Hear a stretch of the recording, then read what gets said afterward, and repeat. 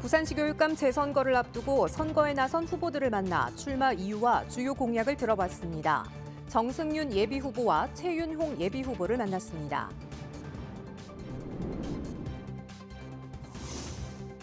올 연말 개통을 앞두고 있는 부전 마선 복선 전철 노선에 에코 델타시티역이 신설됩니다. 한 차례 무산된 역신설 계획이 10년 만에 다시 추진돼 내년 착공을 앞두고 있습니다. 후쿠시마 핵사고가 일어난 지 14년이 지났습니다. 지역 시민환경단체들은 부산이 더 많은 핵발전소와 핵 폐기물을 떠안게 될 위기에 처했다며 탈핵 사회로 나아갈 것을 촉구했습니다. 화명 생태공원 일부 보전지구가 친수지구로 변경됐습니다. 각종 시설물 설치와 운영이 가능하게 돼 화명 에코파크 조성 사업에 청신호가 켜졌습니다.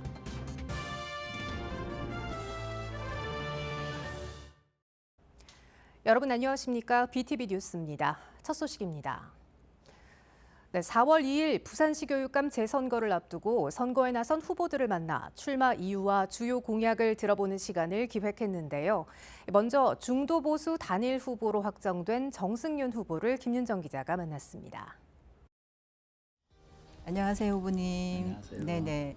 예비 후보 등록은 이번에 좀 늦었습니다. 하지만 중도 보수 단일 후보로 되셨습니다.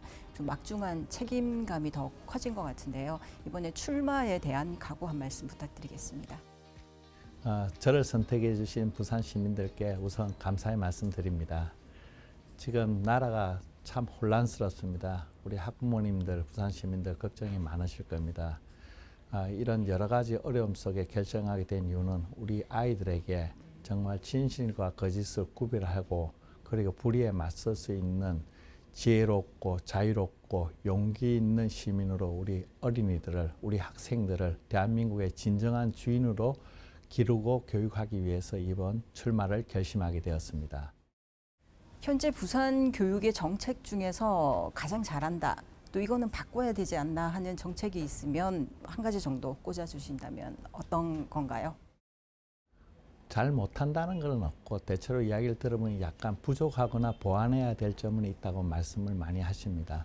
우리 하윤수 교육감께서 하신 정책 중에 체인지라는 교육 정책이 있는데 어린이들, 학생들을 아침마다 이렇게 운동이라든지 이런 걸 통해 가지고 학습 능력을 굉장히 높이신 거, 굉장히 현장에서 잘했다는 목소리가 높고 학부모님들도 칭찬을 많이 하십니다.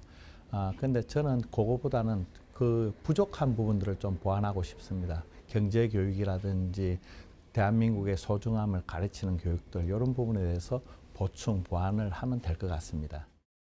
이번에 나오시면서 핵심 공약, 1호 공약도 생각을 하신 걸로 알고 있는데요. 좀 어떤가요? 요즘 그 학생들에게 가장 크게 문제되는 것이 문해력입니다. 말뜻이나 말귀를 못 알아듣는다는 말씀이 많고 그래서 제가 초등학교 입학하자마자 1학년을 대상으로 문해력 진단을 실시하겠다는 이야기를 드렸습니다. 유치원에서부터 초등학교 3학년 때 문해력이 대부분 완성이 되고 문해력이 떨어지면 그 이후에 중고등학교 때 스스로 학습할 수 있는 능력을 잃게 됩니다. 그래서 초등학교도 문해력이 가장 중요하기 때문에 유치원, 무상교육과 더불어서 초등학교 3학년까지 문해력을 일정 수준까지 완성을 시키겠다 하는 것이 저희 핵심 공약입니다. 이번에 중도 보수 단일 후보로 선정됐지 않습니까? 하지만 아직 완전한 단일화에 대한 이야기들이 좀 많이 나오지 않습니까? 그 단일화 관련한 후보님의 생각은 좀 어떠신지 궁금합니다. 저희들이 사자 단일화 하는데 한 달 넘도록 긴 시간이 걸렸습니다. 저도 뭐 늦게 출발했음에도 불구하고 통추위라든지 다른 분들의 요구에 맞추어서 저도 굉장히 불안했죠. 너무 짧은 시간에.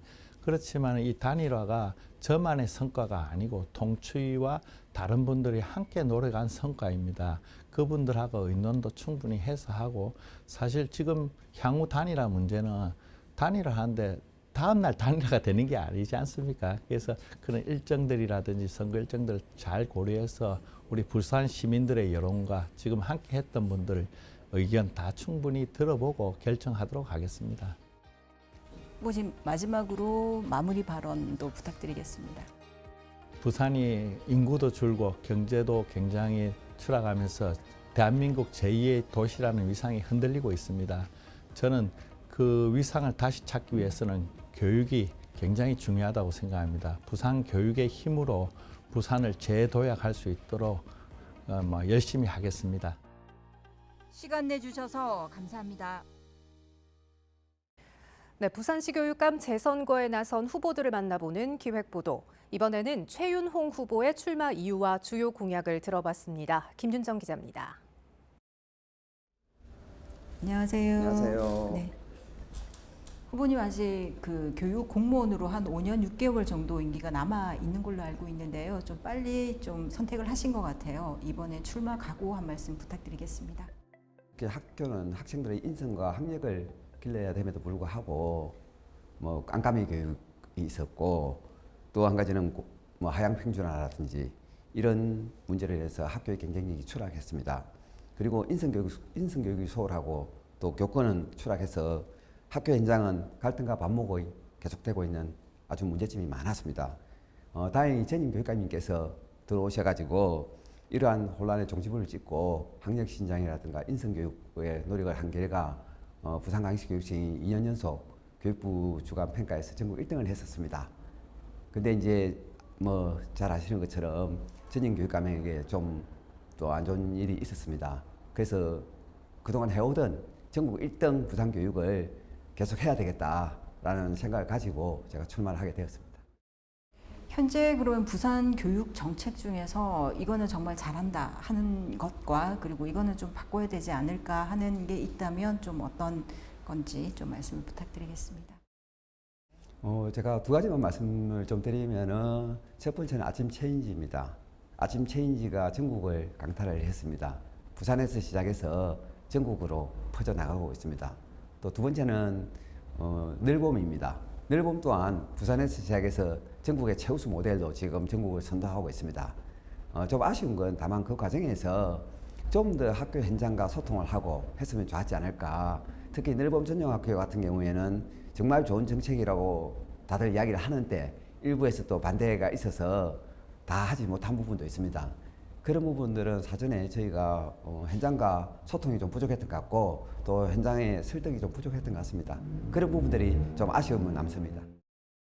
출마를 결심하실 때 핵심 공약 또 1호 공약, 대표 공약을 생각하셨을 것 같아요. 지금 어떤 공약이 대표 공약이라고 생각하시나요? 제가 그동안 계속 이야기한 것처럼 저는 인성 기반 학력 신장입니다. 뭐 전임 한윤수 교육감님 계실 때부터 계속 해왔던 건데 이거보다 저는 중요한 게 없다고 생각합니다. 그래서 인성을 위해서 올해 새롭게 별빛 도서관을 시작을 했었고 또 독서 체인지 이런 것들을 좀 더 강화해야 되지 않을까. 아울러서 부산이 해양도심에도 불구하고 해양수련이 없는 유일한 도시입니다. 이게 참 부끄러운 일이죠. 그래서 해양수련이 없지만은 해양수련 프로그램이라도 저희가 운영을 하려고 그렇게 준비를 하고 있습니다. 또한 학력신장 관련해서는 영수캠프 학대 정말 학부모들이 좋아하시죠. 뭐 다들 왜 우리 애는 떨어지냐고 하는 그런 캠프인데 대폭 확대하고 중학교 2학년, 3학년도 연계해서 계속 교육을 할 수 있도록 하고 고등학교 단계는 자기주도 학습이 중요합니다. 이번에 후보 예비 후보 등록이 좀 늦어지면서 이번에 단일화 관련 건에도 좀 배제가 됐던 걸로 알고 있습니다. 그 후보님이 단일화에 대한 생각은 좀 어떠신지 좀 궁금합니다. 보수가 이기기 위해서는 단일화가 필요하고 그래서 지금 사자 단일화 되신 분하고 저하고 다시 단일화를 하자고 제가 계속 요청을 하고 있습니다. 그럼에도 불구하고 아직까지는 답을 못 받았습니다. 저는 보수가 이기기 위해서는 반드시 단일화 해야 된다고 생각합니다. 마지막으로 마무리 발언 부탁드리겠습니다. 교육은 백년지 대계라고 하는 말이 있습니다. 또한 한 아이를 키우기 위해서는 온 마을이 나서야 한다는 말도 있습니다. 우리 부산교육의 주인은 제가 아니라 우리 모두입니다. 모두들 관심을 갖고 함께 부산교육을 만들어 가야 된다고 생각합니다. 그 뒤에 제가 묵묵히 부산교육 발전을 위해서 저 최윤홍이 확실하게 하겠습니다. 많이 도와주십시오. 귀한 시간 내주셔서 너무 감사합니다. 고맙습니다. 고맙습니다. 한편 차정인 부산시 교육감 예비 후보는 11일 긴급 기자회견을 열고 부산시 교육감 재선거 불출마를 선언했습니다. 차정인 예비 후보는 교육의 핵심 문제를 직면하고 해결하려는 의지는 지금도 변함없지만 현재 대한민국 정상화를 위해 민주진보 진영의 분열 속에 선거를 치를 수는 없다고 판단돼 불출마 결정을 내렸다고 설명했습니다. 네, 부전 마산 복선 전철이 올 연말 시운전에 들어갑니다.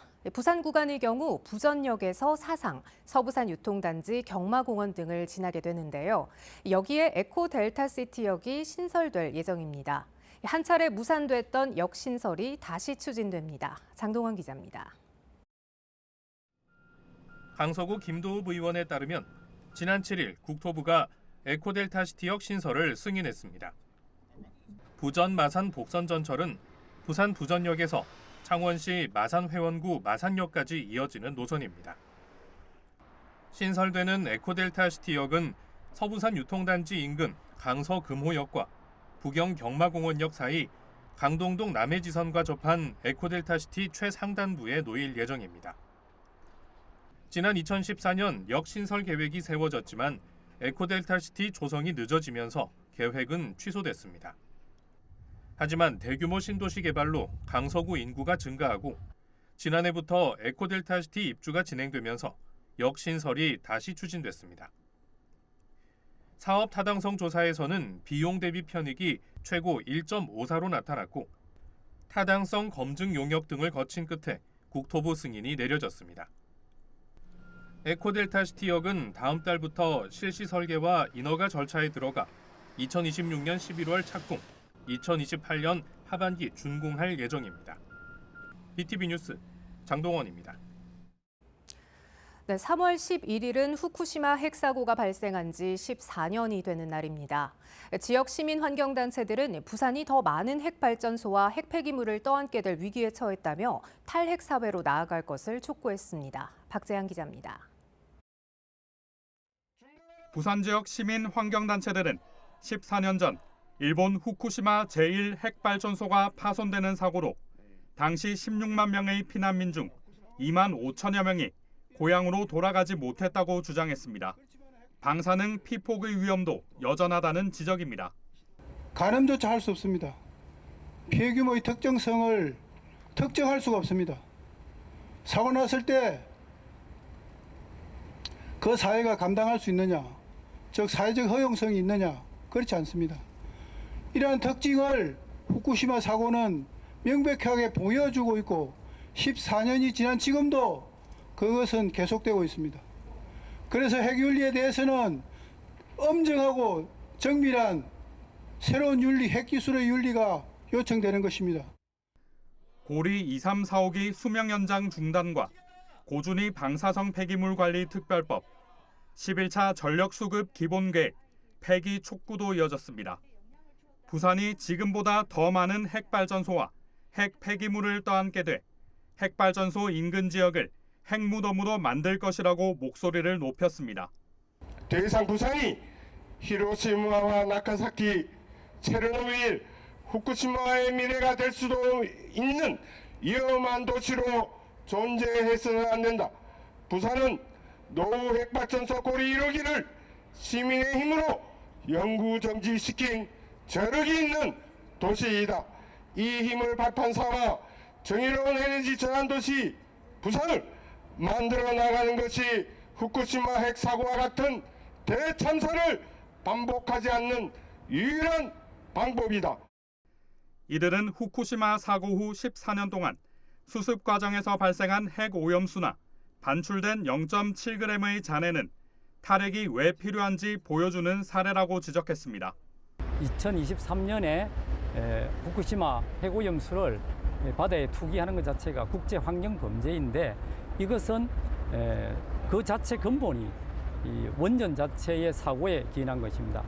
지금 원전이 어마어마하게 많은 한 880톤 정도 되는 핵 폐기물이 있는데 핵심적인 핵연료가 찌꺼기가 있는데 그중에 로봇으로 해서 기껏 꺼낸 것이 0.7g입니다.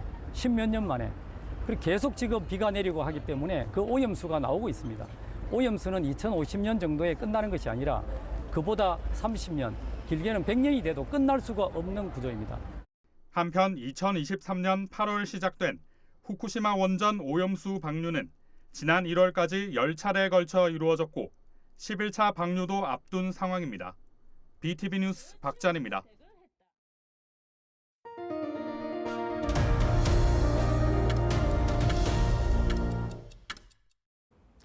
남구는 음악에 관심과 재능이 있는 소년소녀 합창단 신규 단원을 공개 모집합니다.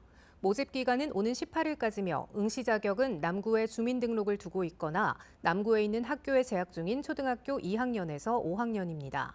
소년소녀 합창단은 전기 연주회 개최와 각종 문화예술 공연 참여 등 남구의 대표적인 어린이 문화사절단으로 활동하고 있습니다.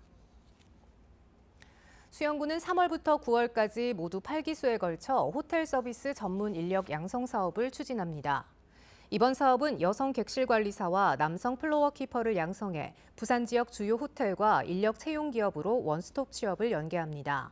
교육 참가 대상은 부산시에 거주하는 중장노년 여성과 남성으로 기수별 80시간 과정에 전액 무료로 진행됩니다. 참가를 희망하는 사람은 수영구 일자리 종합센터로 문의하면 됩니다. 네, 연제구의 대표적인 전통시장인 연일 골목시장이 공실 증가 문제로 어려움을 겪고 있습니다. 지난 5년간 시설 현대화 사업이 추진됐지만 상인들은 체감할 수 있는 변화가 부족하다고 지적하는데요. 지원 사업까지 종료를 앞둔 가운데 전통시장 활성화를 위한 실질적인 대책이 필요해 보입니다. 송태용 기자의 보도입니다. 연제구의 대표 전통시장 중 하나인 연일 골목시장. 오방막길과 도로를 사이에 두고 약 100곳의 점포가 운영 중이지만 공실률 증가로 어려움을 겪고 있습니다. 시장 곳곳에서 빈 점포를 쉽게 찾아볼 수 있는데 상인들은 점심시간에도 손님이 거의 없는 상황이라고 토로합니다. 저희도 더 힘들어요. 네. 하루하루 뭐 손이 오는 거 한번 보죠. 월요일인데. 오후 한 4시, 5시 되면 그때 시장 볼 시간인데도 사람 없어요, 시장에. 네. 그러니까 많이 어려워요. 근데 전부 나오면 안 나가요. 너무 가게세는 비싸고 할 만한 게 없거든요. 하던 사람은 그대로 하고 있지만 새로 들어올 사람들 못 들어와요. 너무 세가 비싸서. 현재 연일골목시장과 연일시장을 합쳐 빈 점포는 약 20곳으로 시장의 5분의 1이 공실인 상태입니다. 전통시장의 쇠퇴와 높은 임대료, 경기 불황이 맞물리며 장기간 방치되고 있습니다. 연제구는 중소벤처기업부 공모사업을 통해 지난 5년간 오방상권 르네상스 사업을 추진했고 간판 교체와 리모델링 등 시설 현대화를 추진했습니다. 시장 안에 우리 내부적으로도 거기 이제 간판 정비도 다 했고요.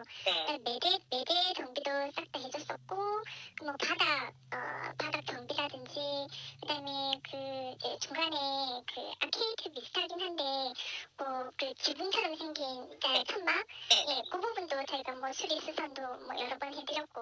이 밖에도 연일시장 주차장 건립 등도 지원했지만 상인들은 체감할 만한 변화가 부족하다고 지적합니다. 여기에 공모사업까지 올 상반기를 끝으로 종료되면서 상인들은 지속적인 관심과 지원을 촉구하고 있습니다. 지금은 많이 힘듭니다. 지금 빈 가게도 좀 제법 있고요. 간판이나 이런 매대 같은 거는 많이 도움이 되는데 실질적으로 고객한테 와닿는 그런 거는 아직까지 안 되고 있습니다. 그리고 지금 지속적으로 지금 관심을 가져줘야 될 것 같습니다. 날로 심각해지는 전통시장 공실 문제, 실질적 대책 마련이 시급해 보입니다. HCN 뉴스 송태웅입니다. 화명생태공원 일부가 보전지구에서 친수지구로 변경됐습니다. 자연보호구역을 사람을 위한 레저 문화공간으로 개발할 수 있게 된 건데요.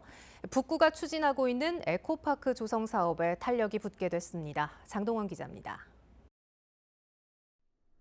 낙동강유역 환경청은 화명생태공원 약 73만 제곱미터를 친수지구로 변경했습니다. 화명생태공원 하단 연꽃단지 주변 39만 3천 제곱미터와 공원 상부 33만 7천 제곱미터입니다. 자연 생태계 보호를 위한 보전지구에서는 대부분의 개발 행위가 제한되지만 친수지구에서는 시설물 설치와 운영 등의 개발이 허용됩니다. 일반 보존지구로 이제 되어 있을 때는 데크 정도밖에 설치가 안 되는 지역이고요. 친수지구로 바뀌니까 이제 뭐 레저 시설이라든지 뭐 공연장, 무대 뭐 이런 시설이 이제 좀 더 적극적으로 도입될 수 있는 근거가, 법적인 근거가 조금. 북구가 추진하고 있는 낙동 선셋 화명 에코파크 조성 사업에는 청신호가 켜졌습니다. 3만 제곱미터 부지에 가족 놀이터를 비롯해 수상극장과 공연장 등이 들어설 계획으로 문체부 남북권 광역관광 개발 계획에도 포함된 사업입니다. 지난해 기재부 심사를 통과하며 사업비 절반이 확보됐고 이번 지구 지정 변경으로 또 하나의 큰 산을 넘었습니다. 하지만 자연 훼손에 대한 우려는 남아 있습니다. 북구는 생태 보호를 위해 최소한의 개발이 이루어지고 환경청 등과의 협의도 지속된다고 밝혔습니다. 친수지구도 지정되어 있지만 그쪽에만 개발하고 그 외에는 우리 막 갈대라든지 자연 그대로 사람과 공존할 수 있는 그런 공간을 만들어지니까 더 조화롭게. 화명생태공원 에코파크 조성 사업은 총 사업비 346억 원을 투입해 내년 착공, 2028년 완공을 목표로 하고 있습니다. BTV 뉴스 장동원입니다. 네, 국립해양박물관에 있는 어린이 박물관이 12년 만에 새 단장에 문을 열었습니다. 바다의 과거와 현재, 미래를 어린이의 눈높이에 맞춰 탐험하는 소중한 기회의장이 될 것으로 기대를 모읍니다. 보도에 김석진 기자입니다. 12년 만에 새 단장한 어린이 박물관입니다. 내부 시설과 전시물이 모두 교체됐습니다. 공사 기간만 꼬박 1년이 걸렸습니다. 우리 인류 해양을 개척했던 분들의 그 바다의 해양을 직접 관찰하고 또 바다를 관찰하고 또 미래 바다가 어떻게 만들어질 것인지 우리가 또 보존해야 될 것인지 하는 그런 교육과 재미를 함께 할 수 있는 그런 공간으로 만들었습니다. 어린이 박물관의 상설 전시 주제는 타임머신 타고 떠나는 바다 여행입니다. 바다의 과거와 현재, 미래를 탐험하는 세 가지 소주제로 구성됐습니다. 먼저 1부는 어린이들이 탐험가가 되어 미지의 바닷속 괴물 이야기를 듣고 항해 도구를 체험할 수 있습니다. 2부는 바다의 소리와 색 등 감각을 체험하고 해양 문화유산을 배우는 시간을 갖습니다. 마지막으로 3부는 해저 도시를 통해 미래 바다를 상상하고 해양 환경의 중요성을 느껴보는 전시물로 구성되어 있습니다. 해양관에 가서 너무 좋아해. 다른 아빠랑 또 놀러올게요. 5살 이하 유아를 위한 공간도 새 단장했습니다. 섬마을 놀이터라 불리는 이 공간은 신체 발달에 도움이 되는 감각 체험물로 꾸며져 어린이들의 호기심을 자극합니다. 어린이 박물관은 섬마을 놀이터를 제외하고 사전 예약제로 운영됩니다. 한편 박물관은 오는 15일까지 재개관 기념 특별 해설과 공연 등 문화 행사를 엽니다. BTV 뉴스 김석진입니다.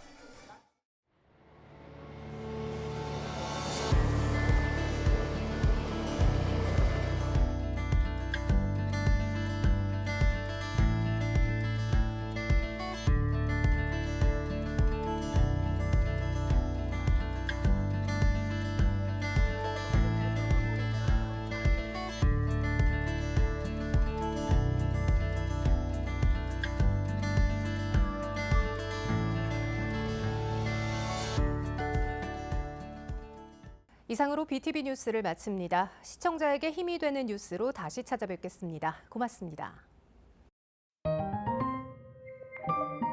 채널 BTV